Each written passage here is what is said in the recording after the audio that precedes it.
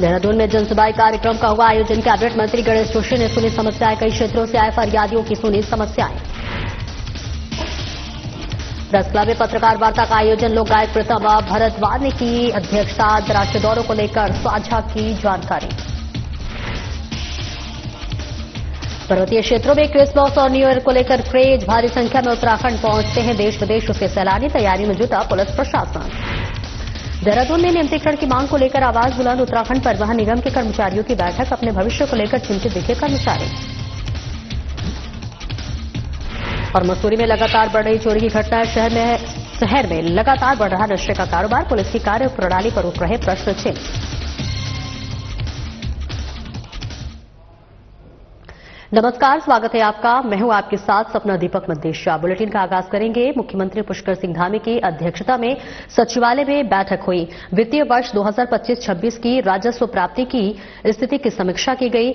मुख्य सेवक धामी के अधिकारियों को निर्देश। राजस्व वसूली बढ़ाने पर दे विशेष ध्यान। समय से तय लक्ष्य को करे पूरा। कर चोरी पर रखे प्रभावी नियंत्रण। एआई आधारित तकनीक का करे उपयोग। निबंधन और रजिस्ट्रेशन से संबंधित सभी कार्यों का करे डिजिटाइजेशन। सब रजिस्ट्रार कार्यालयों का नियमित रूप से करे निरीक्षण। रजिस्ट्री के दौरान संपत्ति का उचित मूल्य हो दर्ज। जांच के लिए संपत्तियों का करे स्थलीय निरीक्षण। प्रदेश से बाहर के वाहनों से ग्रीस सेस लेने की कार्यवाही में लेट लतीफी पर सीएम नाराज।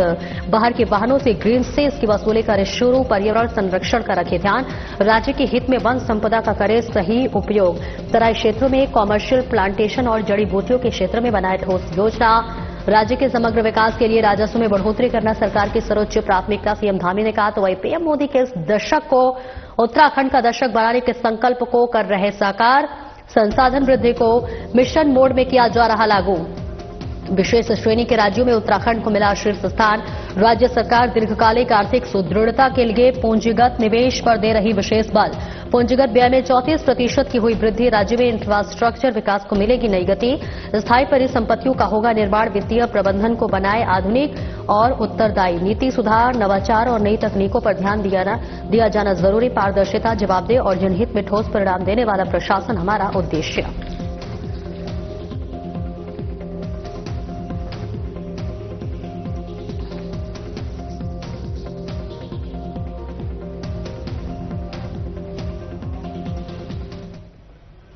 और आगे बढ़ेंगे जहां पर मुख्यमंत्री पुष्कर सिंह धामी नींबूवाला पहुंचे। विभिन्न स्टॉलों का उन्होंने निरीक्षण किया। विश्व अल्पसंख्यक अधिकार दिवस पर आयोजित कार्यक्रम में शिरकत की। सीएम ने अल्पसंख्यक समुदाय के मेधावी छात्रों को सम्मानित किया। मुस्लिम महिलाओं ने उत्तराखंड में यूसीसी लागू करने पर मुख्य सेवक का आभार जताया। अल्पसंख्यक समुदाय के लिए सरकार द्वारा कई योजनाएं संचालित। एकता और अखंडता का संरक्षण, मौलिक कर्तव्यों को आत्मसात करने का अवसर। भारतीय संस्कृति में सदियों से समानता, सभी धर्मों और समुदायों के प्रति सम्मान की रही परंपरा। वसुधैव कुटुंबकम के महान सिद्धांत को किया आत्मसात। भारत ने हमेशा समूची दुनिया को एक परिवार के रूप में माना। पीएम मोदी के नेतृत्व में सबका साथ सबका विकास के मंत्र के साथ सभी समुदायों को बढ़ाया आगे। कल्याणकारी योजनाओं से सशक्त होता अल्पसंख्यक समुदाय। विकास की मुख्यधारा से जुड़ रहे लाभार्थी। और वहीं पीएम ने करतारपुर कॉरिडोर से लेकर 3 तलाक की समाप्ति तक अल्पसंख्यकों के हित में उठाए बड़े कदम। प्रधानमंत्री जन विकास कार्यक्रम के मध्य से अल्पसंख्यक बहुल क्षेत्रों का किया सशक्तिकरण। वहीं वक्फ संपत्तियों के पारदर्शी उत्तरदायी की दिशा में उठाए ठोस कदम। अल्पसंख्यक छात्र छात्राओं को विभिन्न प्रतियोगी परीक्षाओं की तैयारी के लिए दे रहे प्रोत्साहन राशि। इसके साथ ही जनता से किए वादे के अनुसार राज्य में समान नागरिक संहिता को किया लागू। आर्थिक और शैक्षणिक विकास को गति देने के लिए अल्पसंख्यक विकास निधि की स्थापना। प्रति वर्ष 4 करोड़ रुपए की धनराशि कराई जा रही उपलब्ध। अल्पसंख्यक समुदायों के बच्चों को दी जा रही गुणवत्तापूर्ण शिक्षा। प्रदेश में नया अल्पसंख्यक शिक्षा कानून किया लागू। सभी धर्मों की स्वायत्तता की रक्षा के लिए धर्मांतरण विरोधी कानून लागू।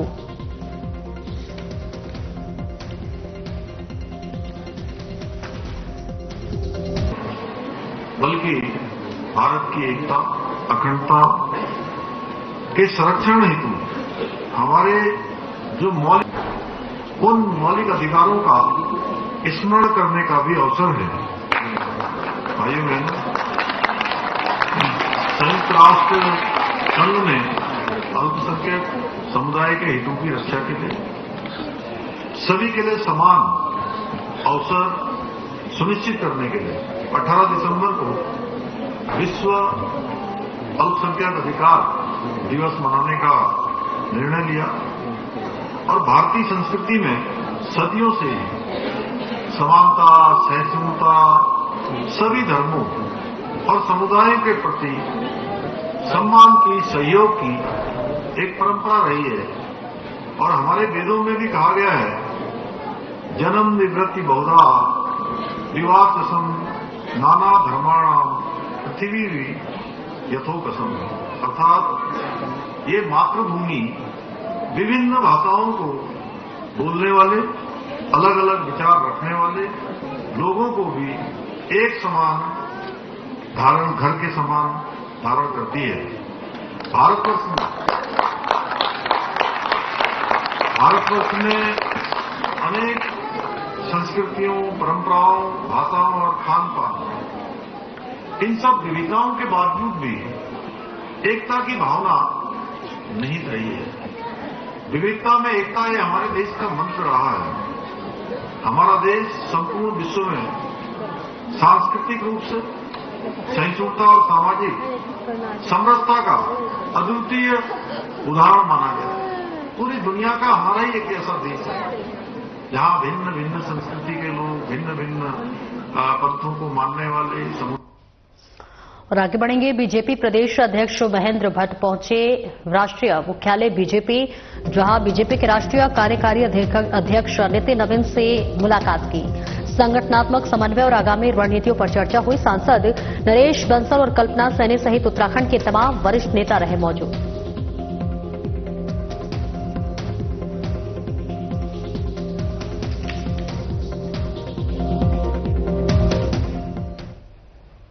और आगे बढ़ेंगे। कैबिनेट मंत्री गणेश जोशी ने अपने कैंप कार्यालय में जनसुनवाई कार्यक्रम के दौरान दूरदराज ग्रामीणों और शहर के कई क्षेत्रों से आए फरियादियों की समस्याएं सुनी। जनसुनवाई में बड़ी संख्या में फरियादियों ने शिक्षा, स्वास्थ्य, सड़क, बिजली, पेयजल, पेंशन, आवास और अन्य सामाजिक कल्याण योजनाओं से संबंधित अपनी समस्याएं और शिकायतें मंत्री के समक्ष रखी। जनसुनवाई के दौरान कैबिनेट मंत्री गणेश जोशी ने प्रत्येक व्यक्ति की समस्या को गंभीरता से सुना तथा कई मामलों का मौके पर ही समाधान किया। उन्होंने शेष लंबित समस्याओं के त्वरित और प्रभावी निस्तारण के लिए उन्होंने संबंधित विभागों के अधिकारियों को आवश्यक दिशा निर्देश देते हुए निर्धारित समय सीमा के भीतर समाधान करने को कहा। मंत्री ने अधिकारियों को दूरभाष के माध्यम से निर्देशित किया कि जन सुनवाई में प्राप्त शिकायतों को प्राथमिकता के आधार पर संज्ञान में लिया जाए, समस्याओं के समाधान में किसी भी प्रकार की लापरवाही न बरती जाए। उन्होंने यह भी कहा कि विभागीय समन्वय के माध्यम से जनता से जुड़ी समस्याओं का शीघ्र निस्तारण किया जाना सरकार की सर्वोच्च प्राथमिकता है। कैबिनेट मंत्री गणेश जोशी ने कहा कि प्रदेश सरकार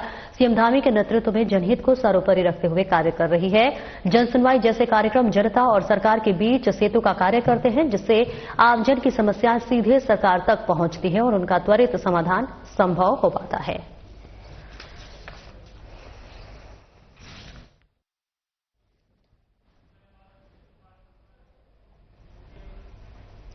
आगे बढ़ेंगे। सुप्रसिद्ध लोक गायक पद्मश्री प्रीतम भारद्वाज ने प्रेस क्लब में आयोजित पत्रकार वार्ता के दौरान अपने आगामी अंतर्राष्ट्रीय दौरों को लेकर जानकारी साझा की।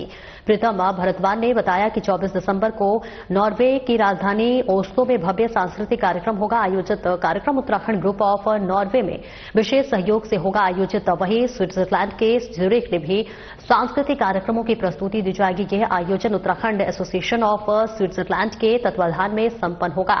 तो वहीं प्रीतम भारद्वाज ने इस पूरे दौरे को प्रीतम भारद्वाज गीत जाकर ढोल सागर यूरोपियन टूर का दिया नाम। पद्मश्री प्रीतम भारद्वाज ने बताया कि इस दौरे का मुख्य उद्देश्य विदेशों में रह रहे प्रवासी भारतीयों को अपनी जड़ों से जोड़ना। कार्यक्रम में धन्यवाद, मंडान की थाप और उत्तराखंड की पारंपरिक लोक संस्कृति की विभिन्न प्रस्तुतियां दी जाएंगी। जी नमस्कार आपको। 24 दिसंबर 2025 को मैं अपने साथियों सहित नॉर्वे पहुंच रहा हूं। नॉर्वे की राजधानी ओस्लो में बेरके में हमारा कार्यक्रम होगा और उत्तराखंड ग्रुप ऑफ नॉर्वे के प्रति बहुत बहुत धन्यवाद। प्रवासी भाई बहनों के प्रति बहुत बहुत धन्यवाद, जो प्रदेश में रहते बहुत अपनी धरती और अपनी संस्कृति के लिए सजग रहते हैं। और यूरोप का ये बहुत ही शानदार और बहुत खूबसूरत देश है नॉर्वे। यहाँ पर अपनी धरती अपनी संस्कृति के लिए कार्यक्रम होगा। धुयाल बजेगी, मन्नार लगेगा, जागर गीत लगेंगे और इस टूर को नाम दिया गया है तो प्रीतम भारद्वाज गीत जागर ढोल सागर यूरोपियन टूर। कॉन्सर्ट्स होंगे वहाँ पे, और ओस्लो और नॉर्वे में अपने प्रवासी भाई बहनों के प्रति मैं धन्यवाद ज्ञापित करना चाहता हूँ। तो ये टूर है, और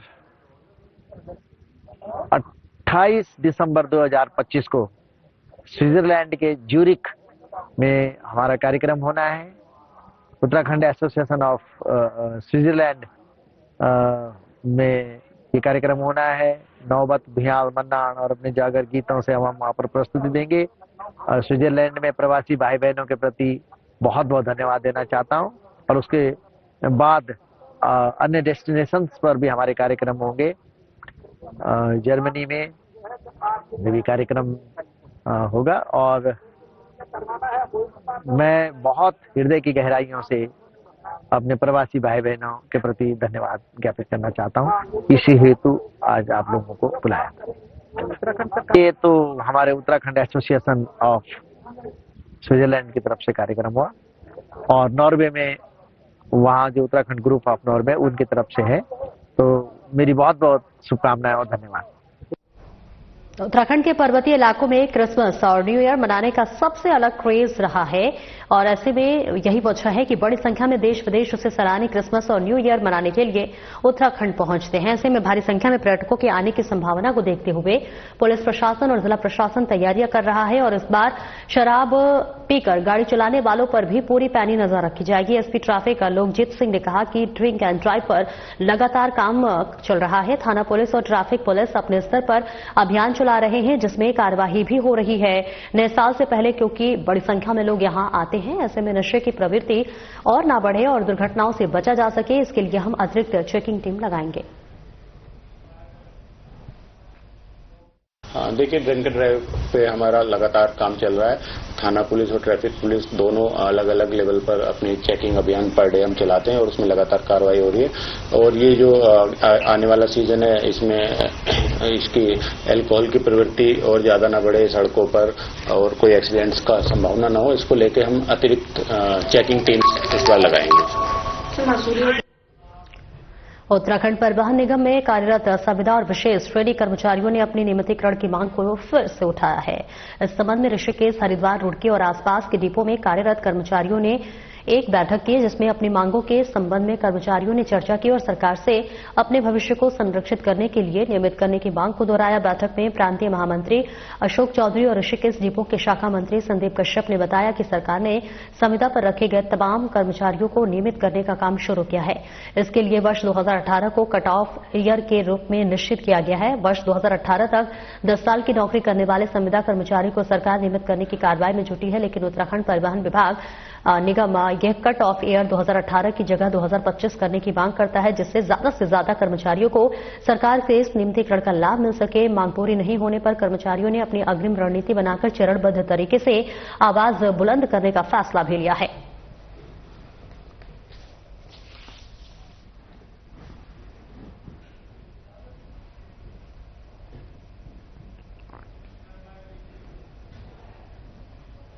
और आगे बढ़ेंगे। पर्यटन नगरी मसूरी में चोरी की घटनाएं थमने का नाम नहीं ले रही हैं। शहर में लगातार नशे का कारोबार बढ़ता जा रहा है, और इसको लेकर पुलिस की कार्यप्रणाली पर भी प्रश्न चिन्ह उठ रहे हैं।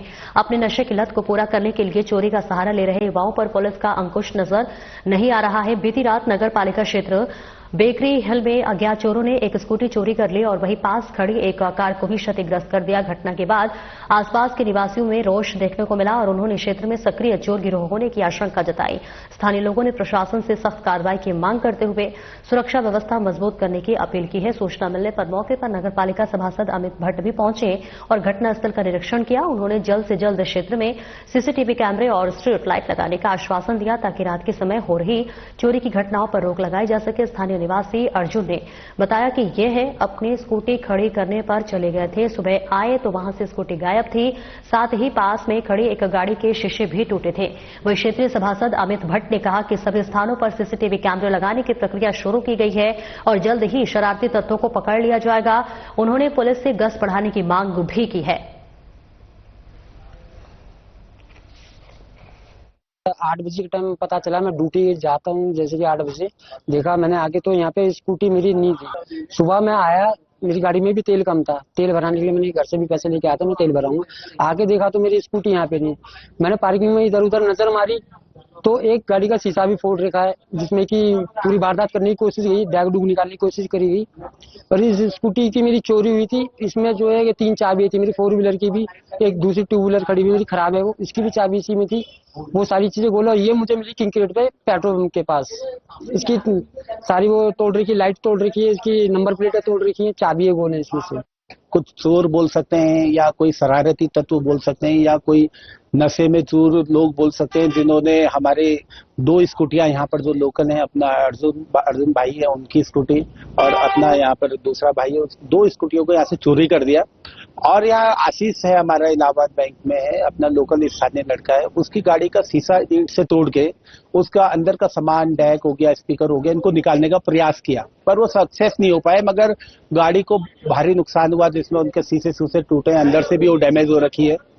तो ये एक और गाड़ी और है, एक और गाड़ी को डैमेज करने की कोशिश की गई है। तो ये घटनाएं लगातार मसूरी में अलग अलग क्षेत्रों में बढ़ती जा रही है और उपाय समझ भी नहीं आ रहे हैं। पर जो बेसिक उपाय हैं जो पालिका के स्तर से, जो एक आम आदमी के स्तर से और जो एक पुलिस डिपार्टमेंट के स्तर से किए जा सकते हैं, उसके बारे में मैं आज बात करूंगा। और उत्तराखंड राज्य निर्माण आंदोलन में महत्वपूर्ण भूमिका निभाने वाले पहाड़ के गांधी स्वर्गीय इंद्रमणि बडोनी की 100वीं जयंती पर्यटन नगरी मसूरी में धूमधाम के साथ मनाई जाएगी। 24 दिसंबर को विंटर कार्निवाल का शुभारंभ इंद्रमणि बडोनी की जीवनी पर बनी डॉक्यूमेंट्री फिल्म से किया जाएगा और उनके जीवन वृतांत को दर्शकों को दिखाया जाएगा। शहीद स्थल झूलाघर पर स्वर्गीय इंद्रमणि बडोनी की जयंती को मनाने के लिए एक बैठक का आयोजन किया गया, जिसमें तय किया गया कि धूमधाम के साथ उनकी जयंती मनाई जाएगी। इस मौके पर निर्माता निर्देशक प्रदीप भंडारी ने बताया कि इस बार विंटर कार्निवाल स्वर्गीय इंद्रमणि बडोनी को समर्पित किया गया है। पूर्व नगर पालिका सभासद दर्शन रावत ने बताया कि उनके कार्यकाल में इंद्रमणि बडोनी चौक का निर्माण किया गया था और उनकी आदमकद मूर्ति वहां पर स्थापित की गई थी।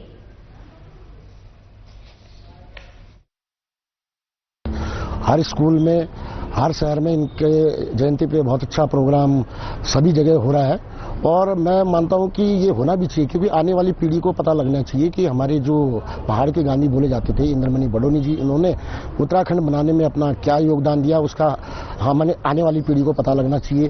जैसे कि बहुत पहले हमने देखा कि बडोनी चौक पे, जो इंद्रमणि बडोनी चौक है हमारा रियाल्टो पे, वहां पर इनकी मूर्ति बहुत छोटे से रूप में थी। तो जब मैं नगर पालिका पर्वतीय गांधी इंद्रमणि बडोनी जी की 100वीं जयंती है और बड़ी खुशी की बात है कि मसूरी तो हमेशा उन्हें याद करता है, लेकिन इस बार मसूरी के साथ साथ जो है पूरा प्रदेश बहुत अच्छे ढंग से बडोनी जी को याद कर रहा है, उनके विचारों को याद कर रहा है। सारे स्कूलों में उनके प्रोग्राम हो रहे हैं और खासकर जो पहाड़ी संस्कृति के प्रोग्राम हो रहे हैं, पहाड़ी भाषा बोली के प्रोग्राम हो रहे हैं। ऐसे ही मसूरी में भी हमारी जो समिति है इसका कार्यक्रम तय हुआ है और 24 तारीख को इंद्रमणि बडोनी जी की जयंती पर मसूरी में भव्य कार्यक्रम होगा, जो उनका यहाँ पे चौक है। और महानगर कांग्रेस कमेटी के अध्यक्ष अलका पाल ने केंद्र की बीजेपी सरकार पर तीखा हमला बोला है। उन्होंने सरकार द्वारा मनरेगा का नाम बदलकर विकसित भारत गारंटी फॉर रोजगार एंड आजीविका मिशन किए जाने को महात्मा गांधी की मूल विचारधारा और गरीबों के अधिकारों के साथ खिलवाड़ करार दिया है। महानगर अध्यक्ष अलका पाल ने कहा है कि केंद्र सरकार ने केवल योजना से महात्मा गांधी का नाम ही नहीं हटाया है, बल्कि इसके मूल सिद्धांतों को भी कमजोर कर दिया है। उन्होंने आरोप लगाया कि नया कानून मनरेगा के काम के अधिकार वाले ऐतिहासिक सिद्धांत को खत्म करने की दिशा में एक कदम है। योजना के स्वरूप में ऐसे कई तकनीकी और व्यवहारिक बदलाव किए हैं जो भविष्य में ग्रामीण रोजगार की सुरक्षा को खतरे में डाल देंगे। ये कदम सीधे तौर पर उन करोड़ों मजदूरों और कामगारों के पेट पर लात मारने जैसा है जिनके लिए मनरेगा जीवन दान था। उन्होंने कहा कि मनरेगा से सिर्फ महात्मा गांधी का नाम नहीं हटाया, बल्कि इसके अलावा भी कई परिवर्तन किए हैं जो अत्यंत चिंताजनक है। महानगर अध्यक्ष अलका पाल ने कहा कि ऐसे प्रावधान का कांग्रेस पार्टी पुरजोर विरोध करेगी। करोड़ों गरीब मजदूरों और कामगारों के हकों को हम सत्ता के हाथों छीनने नहीं देंगे। मनरेगा योजना को आज से 20 साल पहले ग्रामीण पंचायत स्तर तक आर्थिक रूप से सशक्त करने के लिए ये योजना बनाई गई थी, लेकिन आज भाजपा की दुर्भावनावश इस योजना को बदल करके और महात्मा गांधी जी के नाम को हटा करके इस योजना को कहीं न कहीं गांधी जी की विचारधारा को भी तोड़ने का प्रयास किया जा रहा है। इसको आर्थिक रूप से इस योजना को कमजोर किया जा रहा है। इस योजना का न सिर्फ इन्होंने नाम बदला है, बल्कि लोगों से जो रोजगार का अधिकार है उसको छीनने की भी बात हो रही है। देखिए, इन्होंने कहा है कि हम उसमें एसएसपी प्रमेंद्र डोभाल की जीरो टॉलरेंस नीति के तहत रुड़की की कोतवाली मंगलौर पुलिस के हाथ बड़ी सफलता लगी है। लगभग 1 साल से पॉक्सो एक्ट और अपहरण के मामले में फरार चल रहे 25,000 के इनामी आरोपी को पुलिस ने दबोच लिया है। साथ ही अपहृत नाबालिग को भी सकुशल बरामद किया है। एसपी देहात शेखर चंद्र सोयाल ने बताया कि मंगलौर निवासी एक व्यक्ति ने कोतवाली मंगलौर में शिकायत दर्ज कराई गई थी कि मोहम्मद अब्बास नामक युवक उसकी नाबालिग पुत्री को बहला फुसलाकर भगा ले गया। मामले की गंभीरता को देखते हुए पुलिस ने आरोपी के विरुद्ध मुकदमा दर्ज किया। नामजद आरोपी मोहम्मद अब्बास शातिर प्रवृत्ति का अपराधी था। पुलिस को गुमराह करने के उद्देश्य से उसने अपने परिजनों के माध्यम से यह अफवाह फैलाई कि वह नौकरी के सिलसिले में दुबई जा रहा है और देहरादून से फ्लाइट पकड़ चुका है। परिजन लगातार आरोपी के विदेश में होने की बात बताते रहे, जिससे पुलिस जांच को भ्रमित करने का प्रयास किया गया। गहन जांच के दौरान यह आरोपी के विदेश नहीं बल्कि हैदराबाद में छिपकर रहने की जानकारी मिली। पुलिस टीम ने हैदराबाद में डेरा डालकर आरोपी पर लगातार निगरानी रखी। जैसे ही सूचना मिली कि आरोपी मंगलौर लौटने वाला है, पुलिस टीम ने कार्रवाई करते हुए आरोपी को धर दबोचा। इस दौरान अपहृत नाबालिग को भी सकुशल बरामद कर लिया गया है।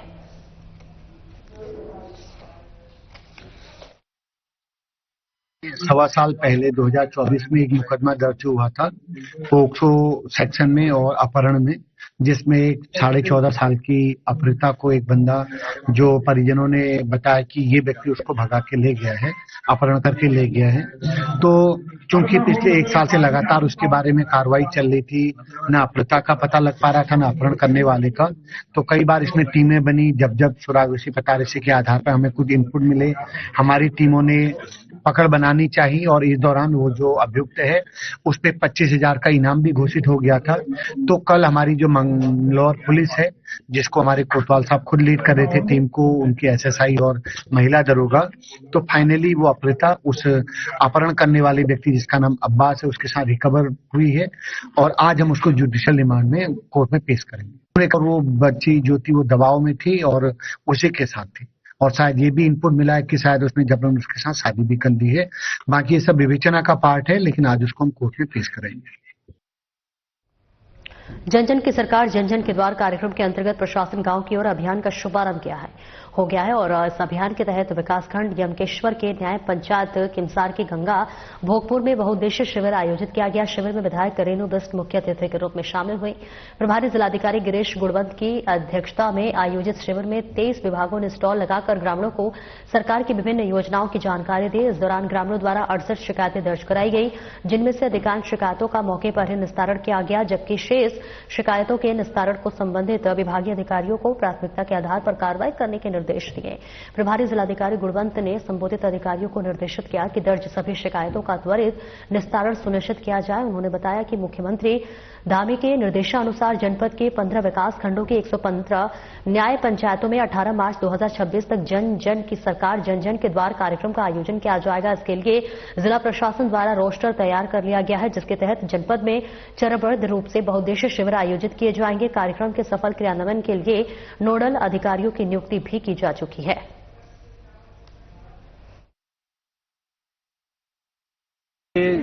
जो सरकार के निर्देश हैं, जन जन की सरकार जन जन के द्वार कार्यक्रम प्रत्येक न्याय पंचायत में करवाया जाना है, तो इसी परिप्रेक्ष्य में आज हम यहाँ यमकेश्वर विधानसभा के गंगा भोगपुर में किमसार न्याय पंचायत में आता है। इसमें यहाँ पे हम लोगों ने कैंप लगाया है और इसमें माननीय विधायक जी, यहाँ के माननीय प्रमुख जी, यहाँ के ग्राम प्रधान, जिला पंचायत सदस्य, यहाँ के क्षेत्र पंचायत सदस्य और यहाँ की जो आम जनता है उनके द्वारा यहाँ पे प्रतिभाग किया गया। हमारे सभी विभागों के अधिकारी जो 23 विभागों के अधिकारी हैं उनके द्वारा इसमें प्रतिभाग किया गया और यहाँ 300 से अधिक लोगों के द्वारा इसमें इस शिविर में प्रतिभाग किया गया, जिसमें 68 शिकायतें या समस्याएं लोगों के द्वारा इसमें रखी गई और इसमें से 16 का हमने यहीं पर निस्तारण किया और इनके आवेदन पत्र भरवाए और 28 विभिन्न अन्य योजनाओं से लोगों को लाभान्वित किया गया। यहाँ पे हमने CSC का भी कैंप लगाया था और साथ ही आधार का भी इसमें कैंप लगाया गया था। लक्ष्मण झूला थाना पुलिस और एसटीएफ की टीम ने संयुक्त रूप से कार्रवाई करते हुए प्रतिबद्ध नशे की सामग्री रखने के आरोप में एक कथित साधु सहित 2 लोगों को गिरफ्तार किया है, जिनके खिलाफ पुलिस ने एनडीपीएस की धारा में मुकदमा दर्ज कर लिया है। आरोपियों को पुलिस ने न्यायालय में पेश किया, जहां कोर्ट के आदेश पर पुलिस ने आरोपियों को जिला कारागार पौड़ी भेज दिया है। पुलिस ने मामले में अग्रिम जांच और कार्रवाई शुरू कर दी है। मामले का खुलासा करते हुए पुलिस कप्तान सर्वेश पवार ने बताया कि मुखबिर ने पुलिस और एसटीएफ देहरादून की टीम को सूचना दी कि लक्ष्मण झूला थाना क्षेत्र अंतर्गत जिंदल बगीचा के 6 नंबर कुटिया में 2 लोग प्रतिबंधित नशीला पदार्थ बिक्री करने का काम कर रहे हैं। सूचना मिलते ही एसटीएफ के प्रभारी निरीक्षक भवानी शंकर पंत और लक्ष्मण झूला थाना से सब इंस्पेक्टर दीपक मैठानी पुलिस बल के साथ जिंदल बगीचा पहुंचे। संयुक्त रूप से कार्रवाई करते हुए कथित बाबा शंकर गिरी और मनीष को 10.70 ग्राम एमडीएमए नाम के प्रतिबंधित नशीले पदार्थ के साथ गिरफ्तार किया गया। आरोपी बुहाना और टिहरी के रहने वाले हैं। थाना प्रभारी भुवनचंद पुजारी की टीम ने आरोपियों को कोर्ट के आदेश पर जेल भेज दिया है।